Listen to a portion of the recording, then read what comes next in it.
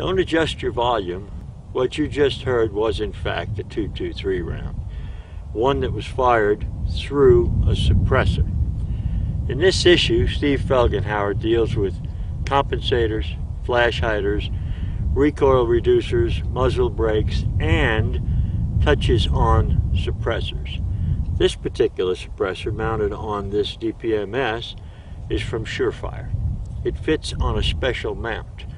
The combination of the suppressor and the extreme shock subsonic 100 grain loads will give the hunter an opportunity to call and take predators in and around closely populated areas where a shot might make a bit of a disturbance. What you're about to hear is the extreme shock subsonic ammo fired through the Surefire suppressor.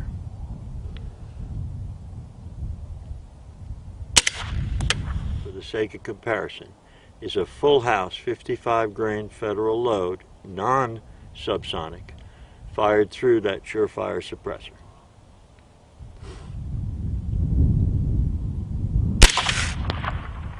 We're about to do a standard shot, full house .223 ammo, fired without the benefit of a suppressor.